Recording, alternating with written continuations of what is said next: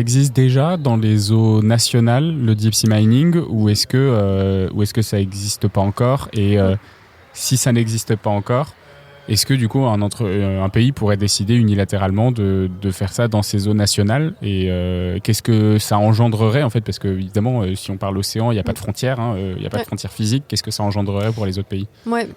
Bah, pour l'instant, donc il n'y a rien qui a démarré à l'échelle. Il y a eu des tests, mais à une échelle très réduite d'exploitation minière. La France a fait des tests dans les eaux françaises dans les années 80-90. Le Pérou a fait des tests, la Papouasie-Nouvelle-Guinée a fait des tests, donc à chaque fois dans leurs eaux territoriales. Mais c'était à des fins de voir ce que ça fait concrètement et puis d'étudier les impacts quelques années plus tard. Donc il n'y a pas d'exploitation commerciale qui se fait encore dans n'importe quel pays. En revanche, en fait, là où cet enjeu des eaux internationales il est important et intéressant, c'est que la plupart des gisements ils sont dans les eaux internationales et notamment dans le Pacifique.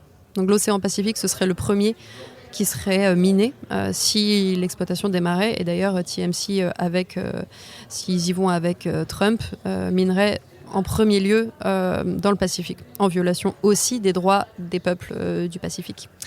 Et donc ça fait que voilà, pour l'instant, les gens se sont vraiment concentrés sur les eaux internationales parce que c'est là où les gisements sont les plus intéressants, les plus conséquents. Mais concrètement, rien n'empêche la Chine d'aller miner dans les eaux chinoises, si elle a envie, ou les US de le faire dans les eaux américaines. Et donc, il y a aussi un autre scénario de ce point d'interrogation de Trump, si jamais il décide de ne pas y aller dans les eaux internationales. Il peut le faire dans les eaux américaines, et les États-Unis ont la première aire maritime au monde en termes de surface. Juste après, c'est la France. Et à quelques kilomètres près d'ailleurs, donc on a à peu près la même surface maritime que les États-Unis, et donc eux ont aussi beaucoup de ressources minières. Et du coup, pour le coup, les États-Unis, si ils décident d'aller miner dans les eaux américaines, on peut s'attendre à ce que la Chine, la Russie ou l'Inde se disent on va aller miner dans les eaux chinoises, russes et indiennes. Mais du coup, ça décalerait un petit peu le problème, la conversation des eaux internationales vers les eaux nationales. Est-ce que c'est un bien commun international, une eau nationale aussi? Ouais, c'est ça. Et puis, comme tu disais, l'océan n'a pas de frontières par définition. Les impacts de l'exploitation, ils ne se cantonnent pas au site qui est miné. Ils se propagent sur des centaines de kilomètres à la ronde et dans toutes les directions. Pas seulement en 2D, mais en 3D, voilà, c'est ça. Ouais. Donc aussi jusqu'à la surface. Et donc ça, c'est les zones de pêche qui sont impactées. C'est la biodiversité vraiment des abysses jusqu'à la surface.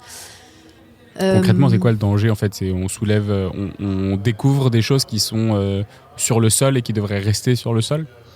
Le danger de l'exploitation, tu veux dire, les impacts? Les impacts forts. En fait, déjà pour se représenter un peu à quoi ça ressemble, concrètement, ce serait une machine qui est vraiment un bulldozer qui fait à peu près 2, 3 à 4 fois la taille des machines agricoles qu'on a sur Terre pour labourer les champs. C'est en gros le même principe avec une chenille qui va racler les fonds marins, donc les plaines abyssales, et du coup détruire tout ce qu'il y a sur son passage déjà de base. Donc là, la destruction des écosystèmes est Là, je vous claire. renvoie à l'épisode avec Pierre Gilbert, du coup, on a beaucoup parlé de ça. Ouais. Ensuite, il y a aussi, avec l'action des machines qui raclent le fond, c'est des panaches de sédiments qui sont produits. Donc concrètement, la vase qui est au fond de l'eau qui serait remise en suspension. Et donc ça, c'est une vase qui est polluée aux métaux lourds, qui se retrouve en suspension dans la colonne d'eau et qui impacte toute la biodiversité marine. Ensuite, il y a un risque aussi d'extinction d'espèces qui, pour la plupart, ne sont pas encore connues des scientifiques. Là, il y a 90% des espèces dans les grands fonds marins qui n'ont même pas encore été décrites par les scientifiques. Ensuite, il y a un autre set d'impacts qui sont des pollutions chimiques, sonores, lumineuses.